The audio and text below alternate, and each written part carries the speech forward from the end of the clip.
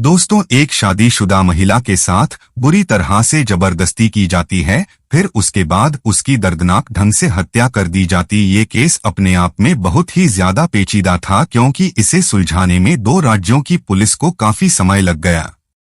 कौन थी यह महिला और इसके साथ इतना खौफनाक कांड किसने और क्यों अंजाम दिया, सब जानेंगे। पर उससे पहले आपसे कहना चाहूंगा कि नमस्कार दोस्तों, मैं मनीष ठाकुर। स्वागत है आपका मेरे चैनल क्यूरियस क्राइम में। आज फिर से एक नई वीडियो आपके लिए लेके आया हूं। अगर वीडियो पसंद आए तो कृपया वीडियो को लाइक करें, शेयर करें और कमेंट करें और बेल आइकन जरूर ऑन कर लें। कहानी की शुरुआत होती है महाराष्ट्र के एक शहर अमरावती से, जहां सविता शिंदे नाम की महिला अपने पति किशोर शिंदे और एक बेटे के साथ रहती थी। सविता एक हाउस वाइफ थी, पर पेशे से वो एक टीचर भी थी।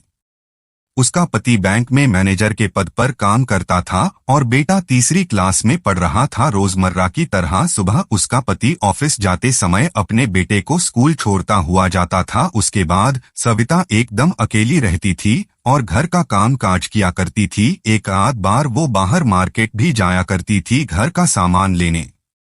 घर पर सुबह अखबार वाला, दूध वाला और धोबी भी आया करते थे। दिन आता है 14 जून 2017, जब धोबी प्रेम कुमार हर दिन की तरह कपड़े लेने आता है। वो घर की घंटी बजाता है पर अंदर से कोई दरवाजा नहीं खोलता।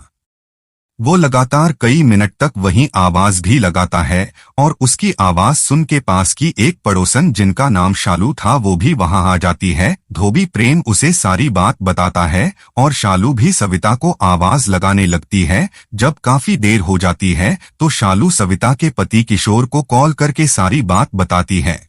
घबराहट के मारे किशोर काम से तुरंत छुट्टी लेकर घर आ जाता है। किशोर और धोबी प्रेम धक्का मार के दरवाजे को खोल देते हैं और जैसे ही तीनों लोग जब कमरे के अंदर जाते हैं तो वहां का नजारा देख के सबकी रूह कांप जाती है। शालू तो उल्टी करते हुए तुरंत वहां से बाहर की ओर भागने लगती है। अंदर कमरे के हर तरफ फर्श पर, बेड पर खून ही खून फैला था और निर्वस्त्र हालातों में सविता की लाश पलंग पर पड़ी थी। ये देखकर किशोर जोर जोर से रोने लगा और तुरंत पुलिस में शिकायत करी। मौकाए वारदात पर पुलिस भी आ जाती है। बाकी किशोर के अपने रिश्तेदार और सविता के भी घर वाले वहां पहुंच जाते हैं। बुरी तरह से वहां रोने की आवाजें गूंजने लगती है। किशोर की हालत का अंदाजा रखते हुए पुलिस उससे पूछताछ नहीं करती, पर पड़ोसन शालू और धोबी प्रेम से पूछताछ करती है और वो वही सब पुलिस को बताते हैं जो मैंने आपको बताया। पुलिस हत्या का मामला दर्ज करते हुए अपने कार्यवाही को आगे बढ़ाते हैं। सविता की सभी कॉल डिटेल्स निकली जाती है, जिसमें शक की नजर में केवल एक ही इंसान आता है, जो सविता का शादी से पहले कॉलेज टाइम का प्रेमी राहुल था। पुलिस उसको पूछताछ के लिए अमरावती थाने बुला लेती है। घंटों के बाद उसे यह बोलकर छोड़ दिया जाता है कि शहर छोड़कर बाहर मत जाना, जब बुलाए आ जाना। दरअसल राहुल से जब पूछा गया तो उसने बताया कि हाँ, मेरा अफेयर था उसके साथ, पर बाद में घर वालों को सही नहीं लगा तो हम अलग हो गए और अलग अलग जगह हमने शादियां कर ली। बस एक नॉर्मल दोस्त के तौर पर हम बात कर लिया करते थे और 14 जून को मैं अपने गांव में था। पुलिस ने जब क्रॉस चेक किया तो पाया कि राहुल सच बोल रहा है और उसे छोड़ दिया। अगर आपने ध्यान दिया हो तो इस केस में एक बात बहुत ही अजीब हुई कि जब कमरे का दरवाजा तोड़ा गया तो सविता की लाश खून में लथपथ अंदर मिली और अंदर से कुंडी बंद थी। ऐसा कैसे हो सकता था कि मरने वाला इंसान कुंडी लगाए, यानी जिसने भी सविता का कत्ल किया वो अंदर से कुंडी लगाकर आखिर बाहर कैसे निकला? फोरेंसिक वालों ने बताया कि दरवाजे पर तो कोई जबरदस्ती के निशान नहीं मिले, पर सविता ने हमलावर से बहुत जद्दोजहद की अपने बचाव के लिए। उसकी काफी ज्यादा हाथापाई हुई हमलावर के साथ, जिसकी वजह से कई जगह उसे चोटें आई और सारा सामान तहस नहस हुआ पड़ा था।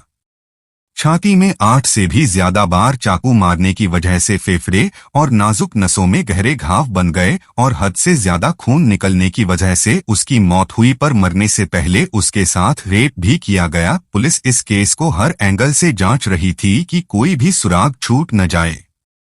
अब सविता के पति किशोर से पूछताछ की जाती है कि कोई वाद विवाद या उसके शादी से पहले के प्रेमी राहुल को लेकर कोई अनबन या कोई दहेज वगैरह का मामला। पर पूरा जोर लगाने के बाद भी पुलिस किशोर के खिलाफ कुछ भी नहीं साबित कर पाती। दहेज के वो शुरू से खिलाफ था, आज तक एक पैसा भी उसने नहीं मांगा। उसके अफेयर से उसे कोई दिक्कत नहीं थी क्योंकि वह शादी से पहले था और अब वो सिर्फ एक साधारण दोस्त थे। और किशोर काफी ज्यादा अपनी पत्नी सविता से प्यार करता था और काफी खुश था उसके साथ। अब फिर से एक बार बारी आती है धोबी प्रेम की। उसे दोबारा पूछताछ के लिए बुलाया जाता है और ढंग से दोबारा सवाल जवाब किए जाते हैं और उसका क्रिमिनल रिकॉर्ड भी खंगाला जाता है, पर वो भी निर्दोष ही साबित होता है। फिर से अब सारी जांच पड़ताल एक बार वहीं शुरू पर आके रुक जाती है। अब तारीख आती है 22 जनवरी 2022। ये केस सीबीआई को ट्रांसफर कर दिया जाता है अमरावती थाने से। इसके किया अब तक की जो जांच हुई उसकी फाइल वो अच्छे से पढ़ते हैं। सीबीआई फिर से सबसे एक बार और पूछताछ करती है और ये जानने की कोशिश करती है कि कौन सा ऐसा सुराग है जो अभी भी छूट रहा है और कातिल को बचा रहा है। 5 साल की कड़ी मेहनत के बाद एक ऐसी चीज पर उनका ध्यान जाता है जो इस केस को सुलझा देता है। दरअसल पड़ोसी शालू धोबी प्रेम और उसके पति से पुलिस ने पूछताछ की क्योंकि वो वारदात की जगह सबसे पहले मौजूद थे। उसी के साथ सविता के प्रेमी राहुल से भी पूछताछ की और सबके सब निर्दोष साबित हुए। पर अगर आपने शुरू में ध्यान दिया हो तो मैंने बताया था कि धोबी दूध वाला और अखबार वाला ये तीनों रोज उनके घर आते थे, जिसमें अभी तक अखबार वाला और दूध वाला इन दोनों से ही पूछताछ अभी तक नहीं हुई। उस दिन ये घर आए थे या नहीं वो भी नहीं पता किया गया। अब सीबीआई दोनों की तलाश शुरू कर देती है और सबसे पहले दूध वाला, जिसका नाम रमेश था, वो मिलता है। जब उससे पूछा जाता है कि 14 जून को वो दूध देने सविता के घर सुबह आया था या नहीं, तो उसने बताया वो जब आया था तो पुलिस के साथ काफी लोगों की भीड़ वहां लगी थी, तो वो घर से कुछ कदम पीछे ही रुक गया। जब उसने 1-2 लोगों से पूछा कि क्या हुआ यहाँ, तो किसी ने बताया शायद किसी का मर्डर हुआ है। इतना सुनने के बाद भी वो काफी देर वहां खड़ा रहा, पर उससे किसी ने कोई सवाल जवाब नहीं किया, तो वो चला गया। दोबारा वो नहीं आया वहां, यह सोचकर कि किसी की हत्या हुई है। यहाँ दूध देने कैसे चला जाऊं, अगर जरूरत होगी तो सविता जी खुद कॉल करके बुला लेंगी। सीबीआई ने क्रॉस चेक किया तो इसकी सारी बात सच निकली और इसका क्रिमिनल रिकॉर्ड भी साफ था और इसे भी छोड़ दिया गया। अब बचा अखबार वाला। जब उसका नंबर डायल किया गया तो फोन स्विच्ड ऑफ मिला। अब शक की सुई इसी अखबार वाले पर घूम जाती है। सीबीआई आसपास के कैमरा को भी खंगालने लगती है, पर सविता शिंदे के घर से काफी दूर सड़क पर एक कैमरा मिला जिसका कोई खास फायदा नहीं हुआ क्योंकि उसमें सारे आसपास के ही लोग नजर आए। सीबीआई ने अपने खबरी लोगों को उसके पीछे लग दिया। तकरीबन 12 दिन की और कड़ी मेहनत के बाद पहला सुराग हाथ में लगा कि वो बंदा सोलापुर के एक किराए के कमरे में छुपा है। तुरंत सीबीआई की टीम ने उसे वहीं जाकर दबोच लिया और थाने ले गए। पहले उसके साथ प्यार से सवालों का सिलसिला किया गया। जब वो ज्यादा ही चतुर बनने लगा तो सख्ती के साथ पूछताछ की गई और आखिरकार उसने अपना जुर्म कबूल लिया कि हाँ, मैंने ही सविता शिंदे का कत्ल और रेप किया था। इसका नाम राजू था। इसने बताया कि 8 महीनों से वो उसके घर पर अखबार डालने आता है। पहली ही नजर में उसे सविता काफी पसंद आ गई थी।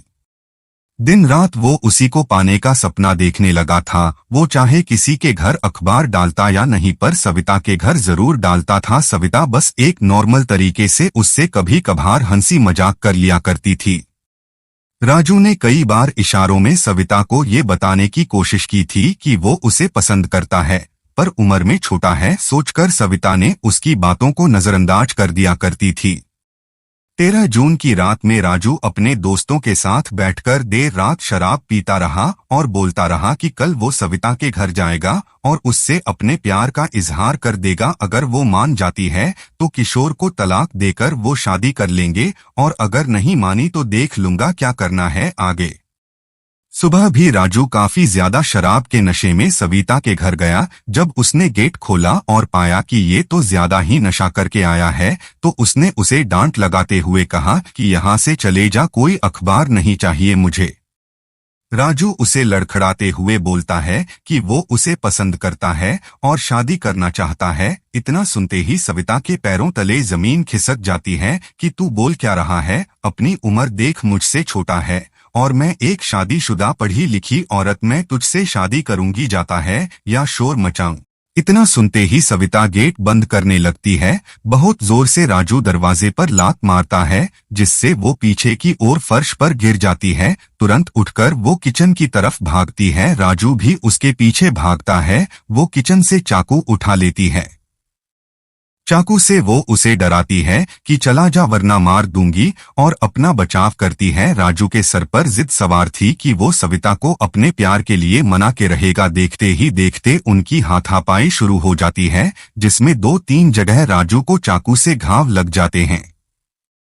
पूरी तरह राजू पागल हो जाता है और चाकू छीनकर सविता को बेड पर गिराता है और ताबड़तोड़ चाकू से उसके सीने पे वार करने लगता है। और जब तक उसे इस बात का एहसास होता है कि उससे अपराध हो गया, तब तक बहुत देर हो चुकी होती है। खून में लथपथ सविता बेसुध हालात में अपनी आखिरी सांसें ले रही थी और राजू सोच रहा था अब क्या करूं। फिर उसी हालात में उसने उसका रेप किया और डर के मारे वो कमरे से बाहर भागता है।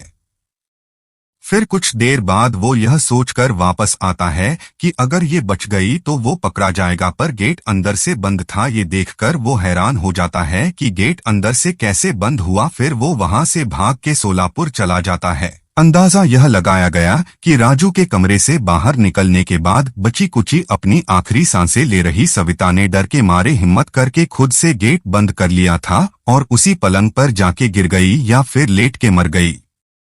राजू पर 302 के साथ साथ और भी कई धाराएं लगाई गई और कोर्ट ने उसे उम्र कैद की सजा सुना दी। तो यह था सविता शिंदे मर्डर केस। क्या ये केस आपने पहले सुना था? मिलते हैं अगली वीडियो में।